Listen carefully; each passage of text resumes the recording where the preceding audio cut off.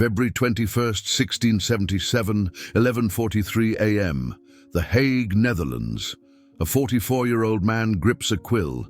His hand isn't trembling from fear, but from urgency. He knows he has hours, maybe less. In the corner of his desk, a half-empty cup of tea. He didn't drink it, he smelled it, he recognized the pattern. Someone had put something in there, and that person will be back to confirm. So he writes, fast, no draft, directly onto the margins of a manuscript that no one was ever meant to see. 7 paragraphs, 143 words, in Latin, 3 proper names, a date, and a conclusion that, if confirmed, would dismantle 1600 years of Christian narrative. 2 hours later, he accepts a glass of wine from a visitor, someone known, someone trusted, someone devout. By 9 p.m., he's vomiting blood. The next day, paralysis. The day after that, death. Official causes listed: tuberculosis and pneumonia.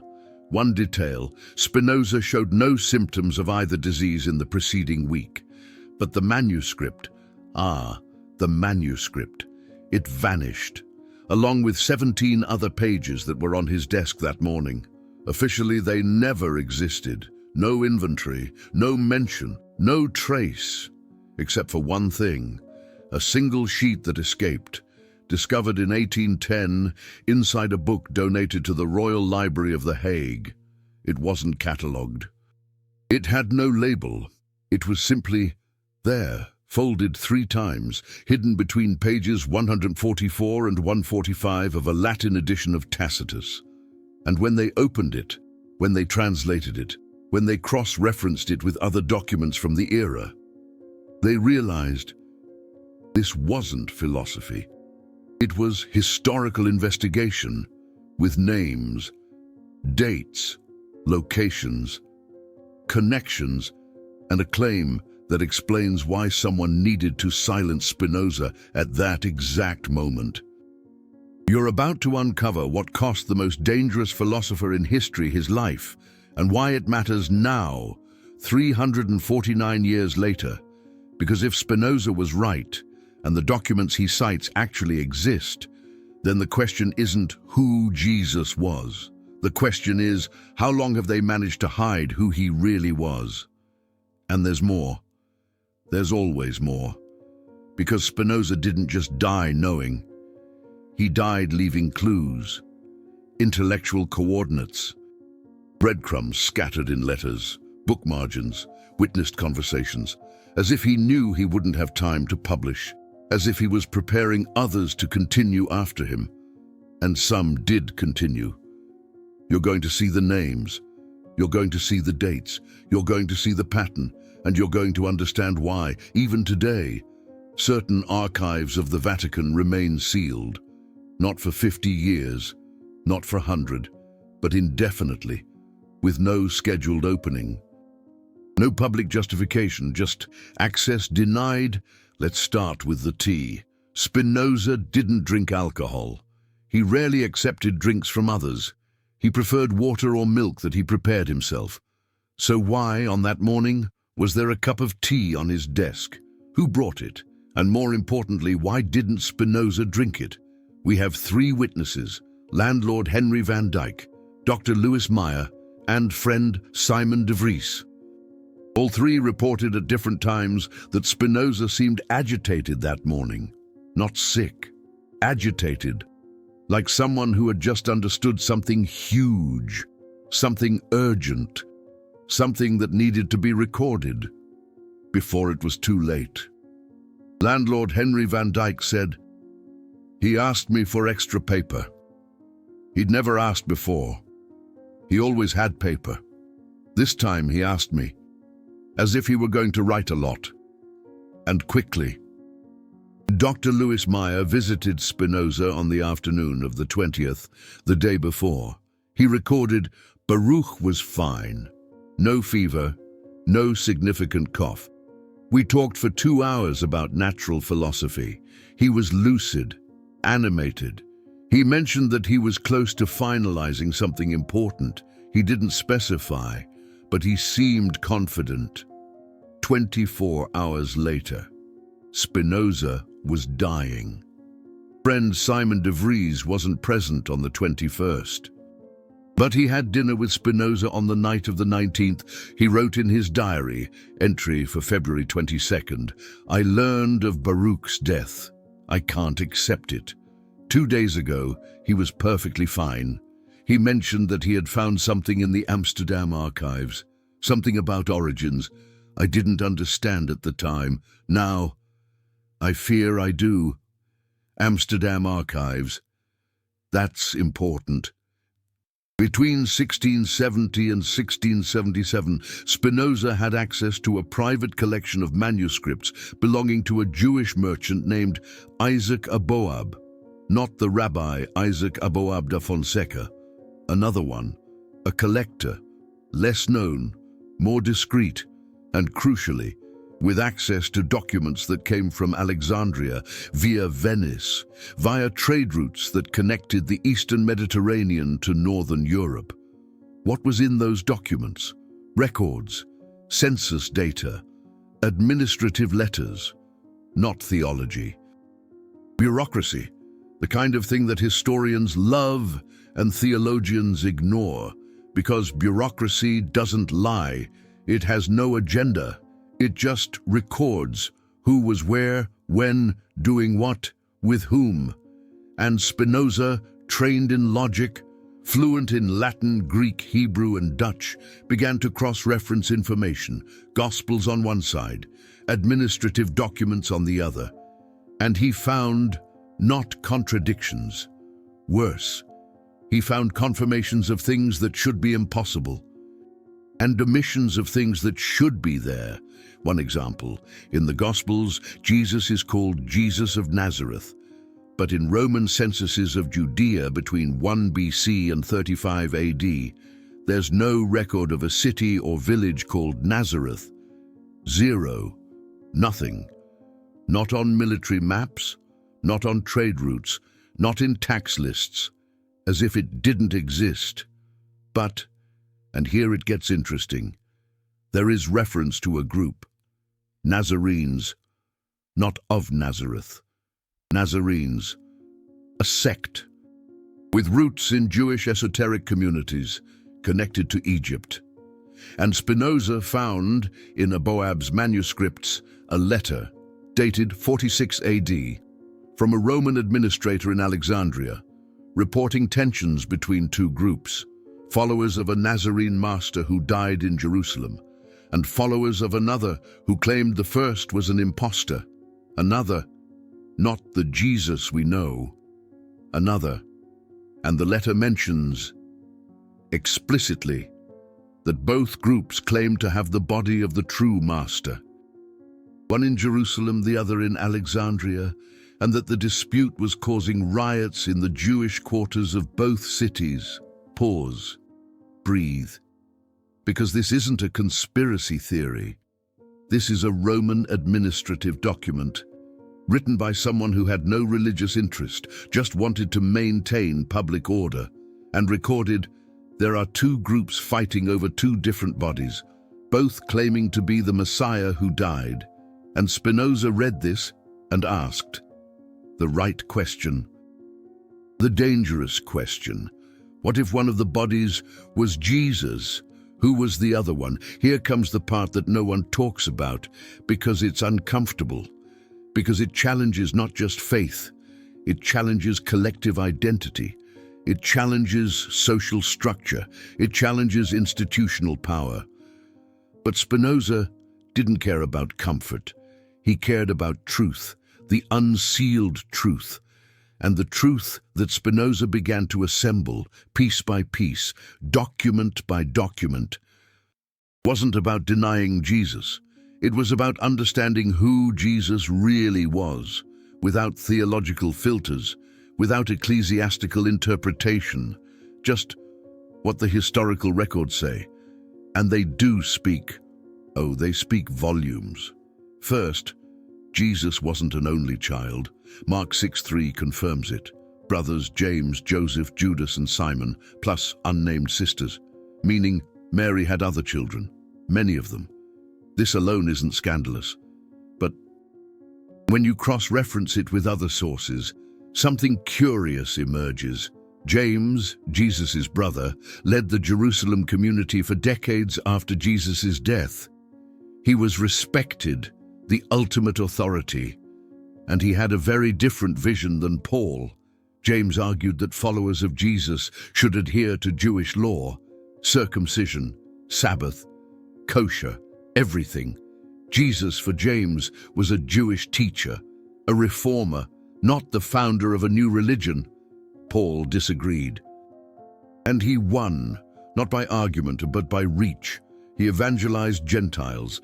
James stayed with the Jews, and when Rome destroyed Jerusalem in 70 AD, James's lineage was almost erased. Paul's was spread throughout the empire, but Spinoza found something: letters between Jewish Christian leaders from Alexandria and from Jerusalem, decades after Jesus' death.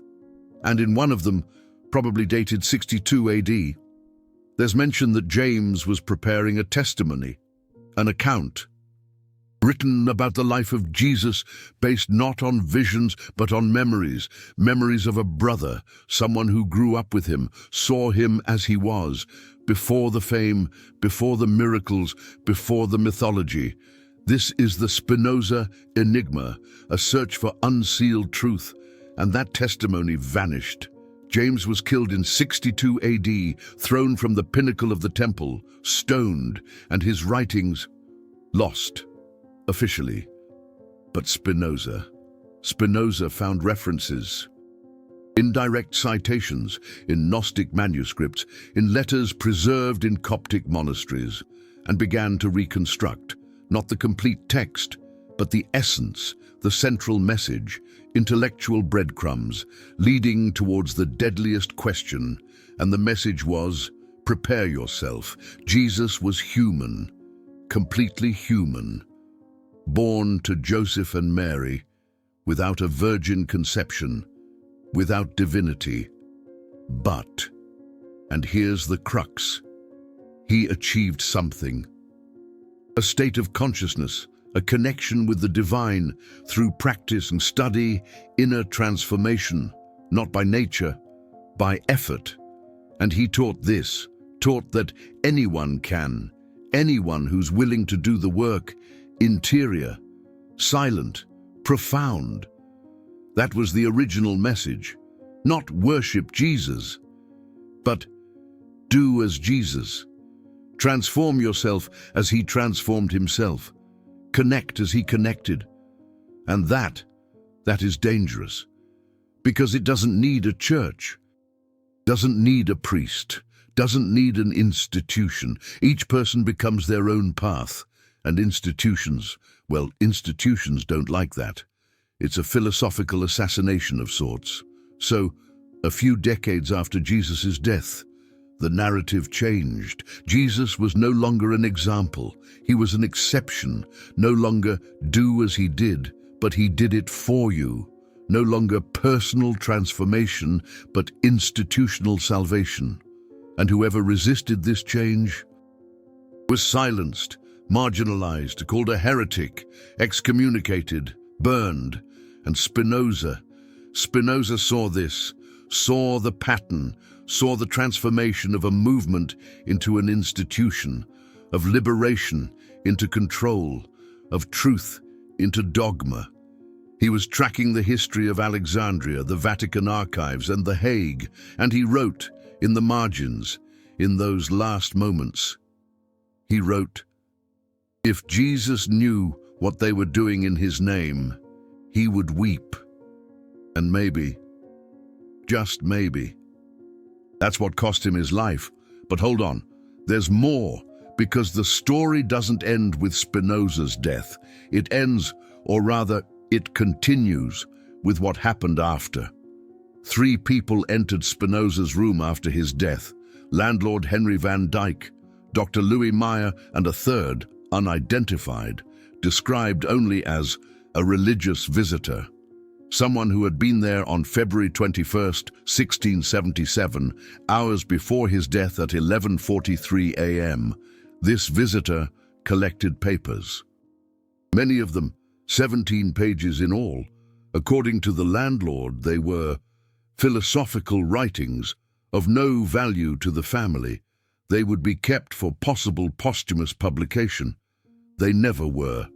In 1678, a year after Spinoza's death, his complete works were published: Ethics, Theological Political Treatise, Treatise on the Improvement of the Understanding, but nothing about Jesus, nothing about Christian origins, nothing about archival discoveries.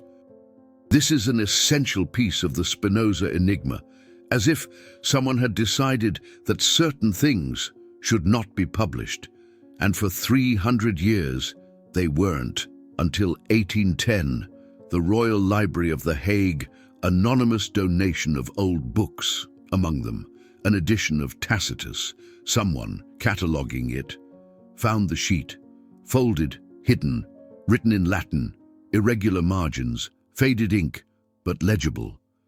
And there it was. Part of what Spinoza wrote in his last hours, not everything, but enough intellectual breadcrumbs, unsealed 5 paragraphs. I'll translate the main points. Paragraph 1, Jesus bar Joseph, born in Sepphoris, not Bethlehem, not Nazareth, Sepphoris, a Greek city 6 kilometers from where they now claim Nazareth to be. A real city, with records, with history, with a Roman presence. Paragraph 2, Joseph, Jesus' father, not a carpenter, a tekton. A Greek word meaning builder, stonemason, specialized in working with stone. Sepphoris was being rebuilt at the time, a large construction site. Joseph worked there. Jesus probably learned the trade, grew up among Romans, spoke Greek, Latin, in addition to Aramaic. Paragraph 3, between the ages of 12 and 30, no record in Judea, a gap. But Spinoza cites a document from Alexandria, a philosophical school record, list of students. Among them, a Yeshua bar Yosef from Sepphoris, enrolled in 18 AD, estimated age 21 years old, studied for 7 years. Philosophy, medicine, rhetoric. Paragraph 4, returned to Judea around 28 AD, begins to teach, not as a traditional rabbi, as an itinerant philosopher.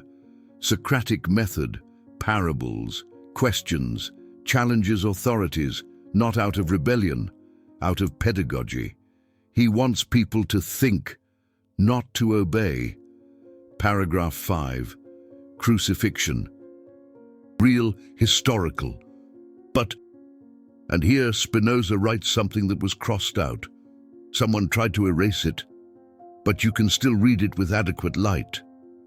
He writes, body removed before expected.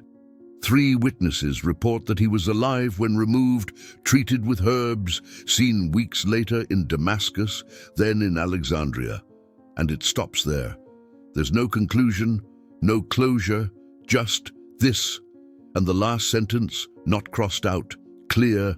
Spinoza writes, if these records are correct, then Jesus was not what we were told. He was greater. He was a human who transformed himself into an example, not a God who pretended to be human. And that changes everything. This is the deadliest question. That sheet was catalogued, stored, and silently buried in the archives.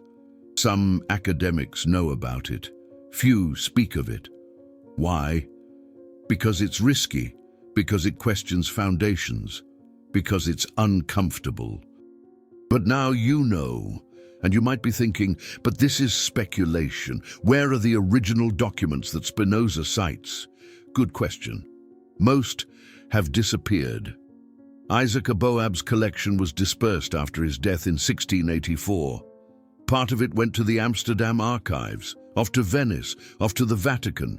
Yes, the Vatican. How? Why? Good question.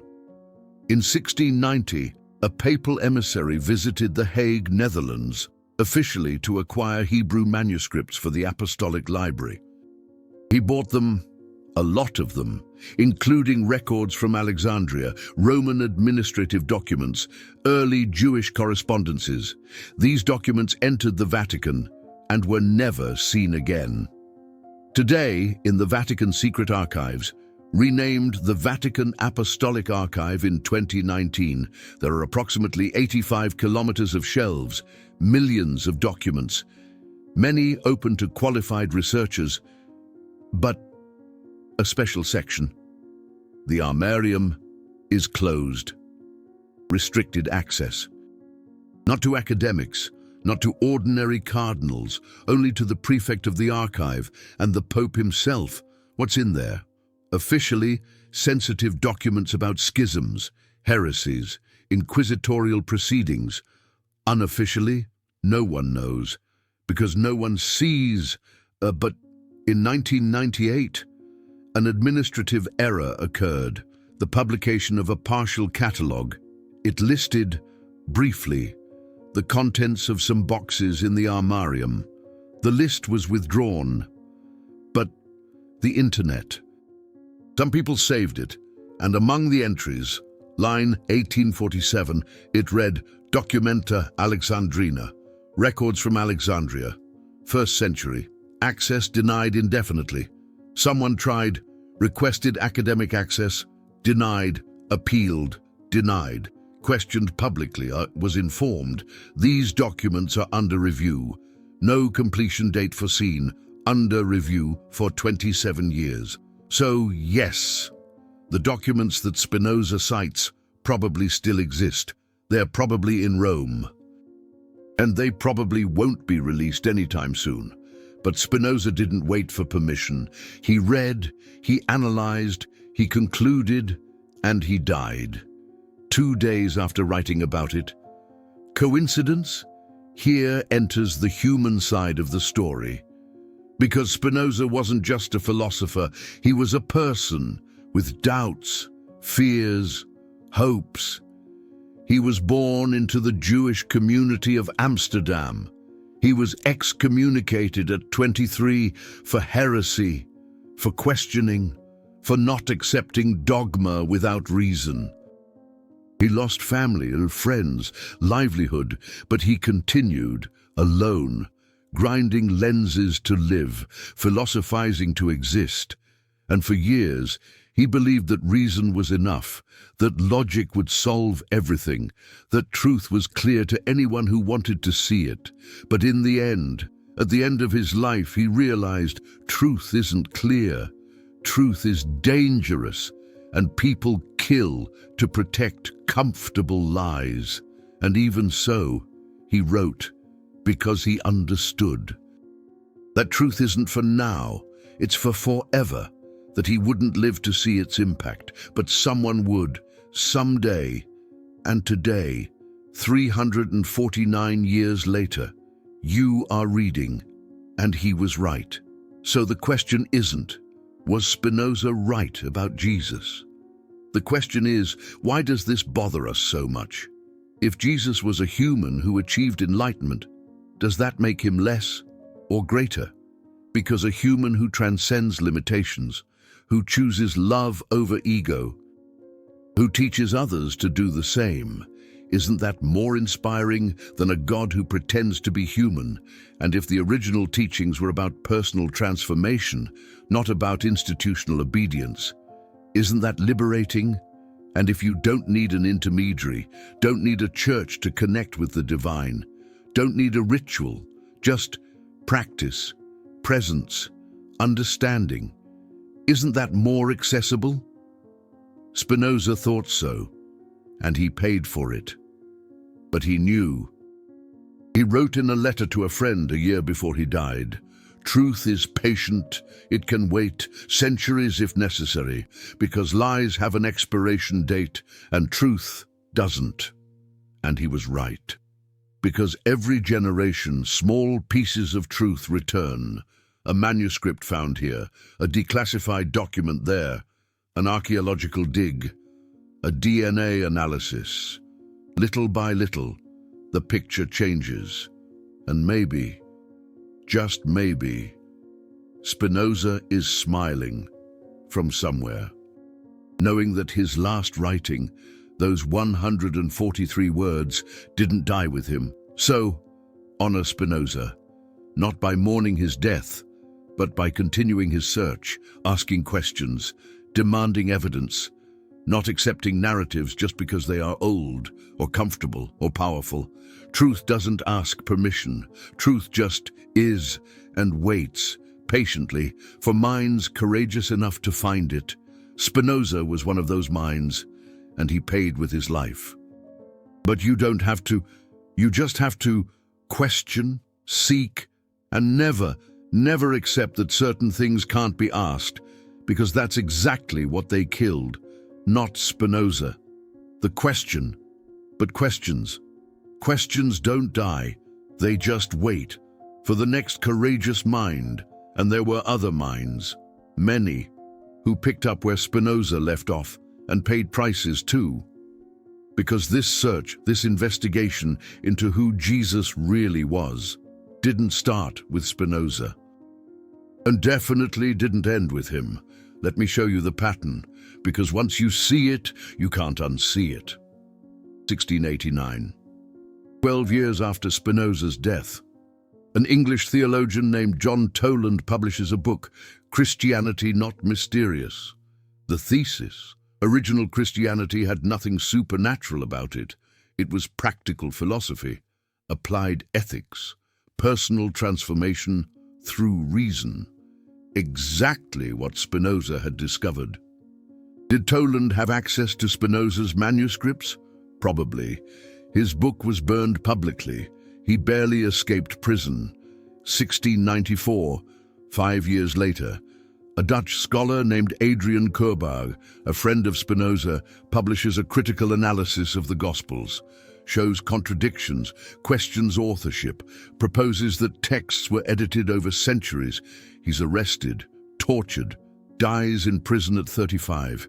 His books burned, all of them, except 3 copies that survived, hidden in private libraries. 1729, more than 50 years after Spinoza, a German philosopher named Hermann Samuel Reimarus writes a 4,000-page manuscript, Apology for Rational Worshippers of God. In it, he reconstructs the life of Jesus using only historical sources. Conclusion: Jesus was a political revolutionary, was executed by Rome. Resurrection was a later invention of the disciples to keep the movement alive. Reimarus never published in his lifetime.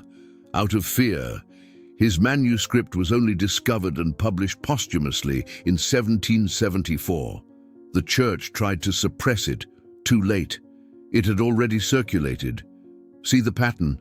Each generation, someone discovers and someone investigates, someone reaches the same conclusions, and someone tries to silence them. But truth is like water. You can build dams, you can divert the course, you can even dry it up temporarily. But it always finds a way. It always comes back. It always flows. And in the 19th century, the dam began to crack, seriously. Big cracks. 1835.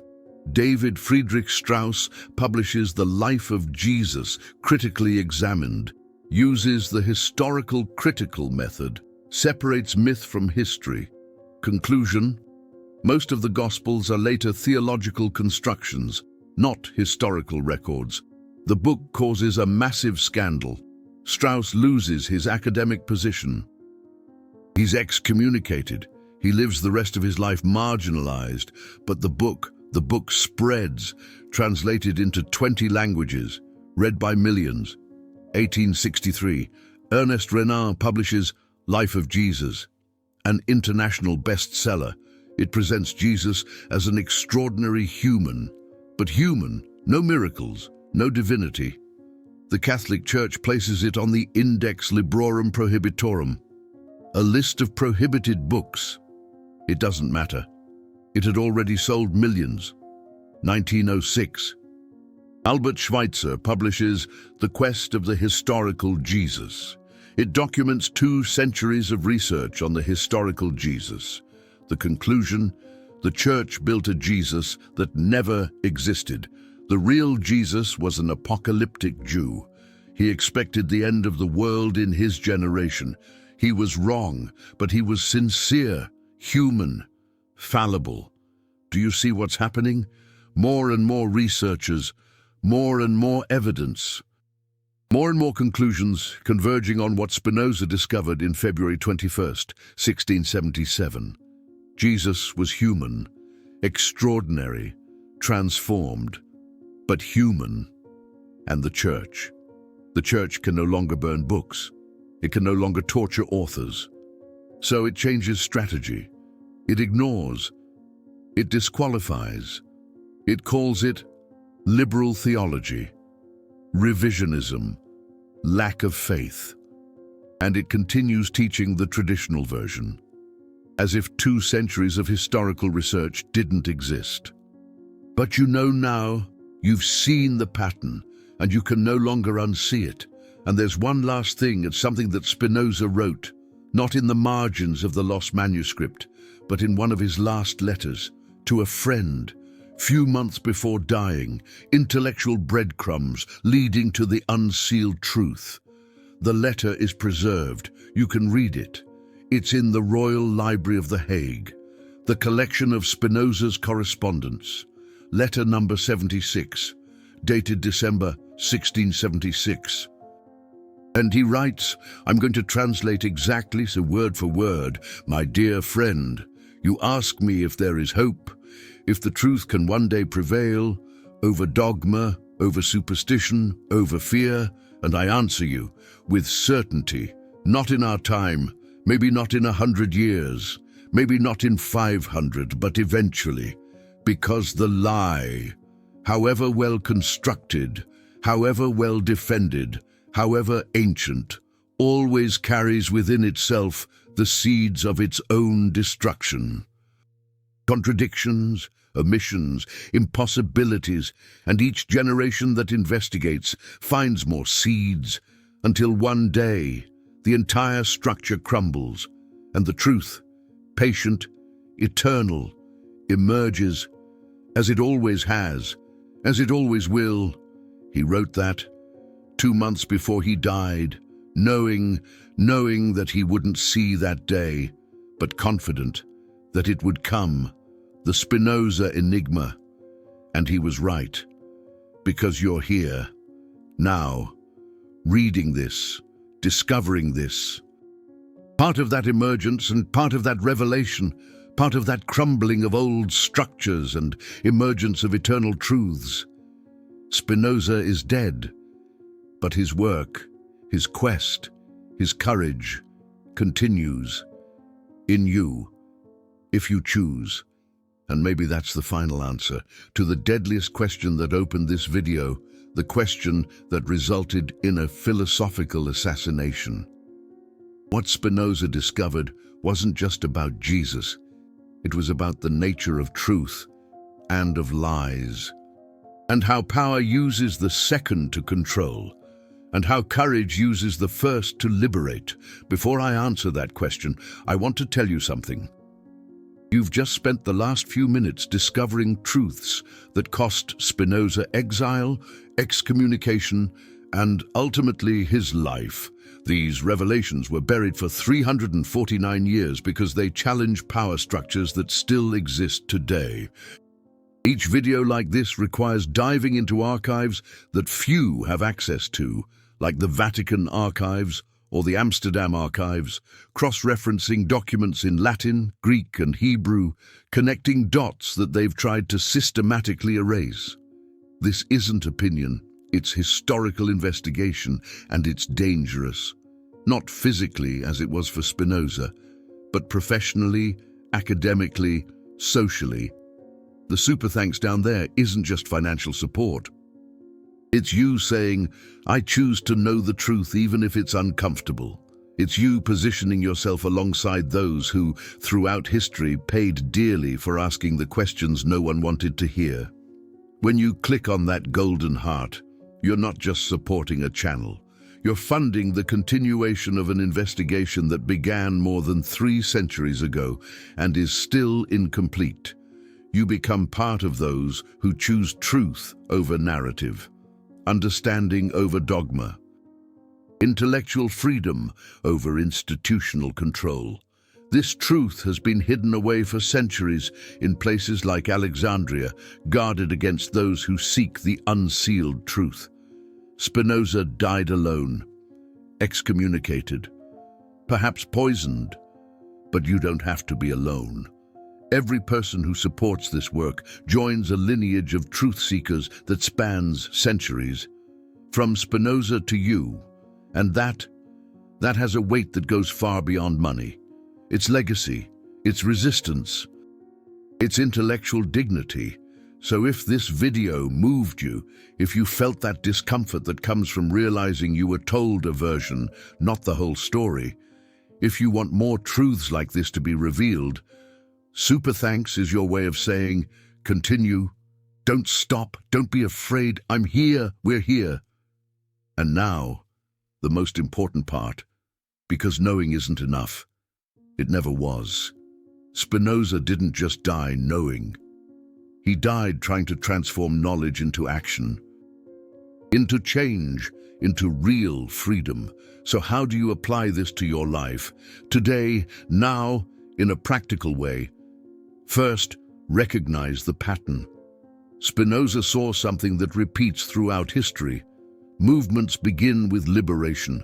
Someone discovers a truth, a practice, a path, and shares it freely, without conditions, without hierarchy, and it works. People transform, liberate themselves, connect with something greater. But then, institutionalization. Someone realizes this has power, this mobilizes people, this can be controlled, and slowly, the message changes from "you can" to "you need us," from personal transformation to institutional obedience, from questions to ready-made answers. And what was freedom becomes control. You see this in religions, you see it in political movements, you see it in philosophies, you see it in therapies, you see it anywhere where truth becomes a product. And freedom becomes a commodity. So the first practical application is, whenever someone offers you truth, ask, who benefits if I believe this? Who gains power if I accept this narrative? What control structure is strengthened if I obey?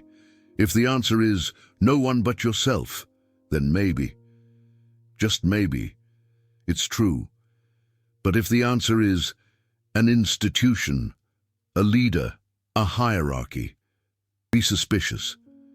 Because real truth, truth that liberates, doesn't need an intermediary, doesn't need a gatekeeper, and doesn't need someone saying, you can only access this through me. Spinoza understood this. That's why he was silenced. Second application, learn to read between the lines. Spinoza was a master at this. He studied not only what was written, but what was absent, what was omitted, what was erased. Practical example. You read an official biography of a religious leader, of a saint, of a founder. Pay attention. What's missing? Where are the doubts, the mistakes, the contradictions, conflicting versions, you say? Because a real person, a genuine person, they have it all. They have bad days, they make wrong decisions, they change their minds. If a narrative is too perfect, too clean, lacking nuance, be suspicious, because it's probably not history, it's propaganda. And the way to uncover the truth isn't by accepting the official version, it's by seeking out the censored versions. The Gospels that didn't make it into the Bible, the letters that weren't published, the testimonies that were burned, the voices that were silenced. Think of Julian Assange and the secrets held in the Amsterdam archives. secrets that powerful forces want to keep hidden. Spinoza did this, uncovering the unsealed truth. And he found a Jesus far more human, far more real, far more accessible than the one the Church constructed. A Jesus that echoes through the corridors of the Vatican archives. You can do the same with any narrative, from any era, about any topic. Third application: don't be afraid of being excommunicated. Spinoza was banished from his community at the age of 23. He lost everything: family, friends, livelihood, social identity. Yet he survived. More than that, he prospered. Not materially, perhaps, but intellectually, spiritually, philosophically. He embraced the life of an intellectual nomad, forever wandering like a lost soul in The Hague. He realized that belonging to a group that demands you not think, not question, not doubt, isn't belonging. It's imprisonment. It's a philosophical assassination of your very being. And freedom, true freedom, sometimes means being alone. Sometimes it means being misunderstood. Sometimes it means losing people you love, because they prefer the comfort of a known lie to the discomfort of an unknown truth, like finding intellectual breadcrumbs leading you through the shadowy streets of Venice. And that's okay. It's not easy, but it's okay. Because in the end, Spinoza didn't die belonging to a community that rejected him. He died belonging to the truth, and that no one can take away. So, if you're feeling that questioning is isolating you, that seeking truth is distancing you from people, that thinking for yourself is making you feel lonely, know this: you are not alone. You are in good company. Spinoza, Galileo, Giordano Bruno, Hypatia, all of them paid that price, and history, even if belatedly, recognized they were right. They asked the deadliest question, and you, if you're on the path of truth, even if it's lonely today, tomorrow, you will be recognized. Maybe not in your lifetime, maybe like Spinoza, 300 years later, but you will be. Fourth application, and perhaps the most important: don't replace one external authority with another. Spinoza didn't want you to blindly believe him. He wanted you to think for yourself, with your own tools, your own reason, like deciphering an ancient text unearthed from Alexandria. So don't make this video, or Spinoza, or any philosopher or thinker, your new religion, your new unquestionable authority. Question everything, including this, including Spinoza, including me.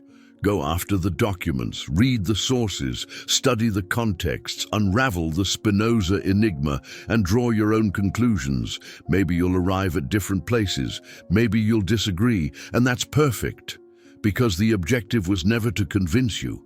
It was to provoke you, to awaken you, to equip you with the tools of critical thinking. And if you do that, if you truly seek, if you truly question, you will find your own truth. And that no one can take from you. Because it wasn't given, it was earned. Fifth and final application: live as if truth matters more than comfort, because it does. Spinoza lived that way, in poverty, in isolation, in constant danger, but free, intellectually free, and you can do the same. You don't have to be a martyr, you don't have to die, but you can choose every day truth over convenience, integrity over approval, authenticity over performance. And when you do that, something changes. Not in the world, not yet. But in you, you become unbreakable because you no longer depend on external validation. You don't depend on an institution telling you that you're right. You don't depend on a group accepting you. You know for yourself. And that is Spinozan freedom. Freedom through understanding, through reason, through truth. So, going back to the question, are you that courageous mind? You don't have to answer now. You don't have to answer to me. You only need to answer to yourself. In silence. In the privacy of your own conscience. And the answer isn't in what you think. It's in what you do in the coming days, in the coming weeks, in the coming years. Will you seek or will you accept? Will you question or will you obey? Will you think or will you repeat? Spinoza chose to seek, to question, to think, and he paid with his life. But he left a legacy that has spanned centuries, that has reached you today. And now, the choice is yours. What are you going to do with it? How are you going to honor this lineage of truth seekers? What impact are you going to make with the knowledge you've just acquired? These are questions that only you can answer. And the answer is waiting inside you, in the silence, in the reflection, in the action. Spinoza has been dead for 349 years, but his questions are more alive than ever. And now, they are yours. Comment below. Was Spinoza assassinated for revealing the truth about Jesus, or did he die of natural causes, team poisoning or team coincidence? And more importantly, if you had access to the documents he saw, would you have the courage to publish them, knowing it could cost you your life? The Spinoza enigma continues.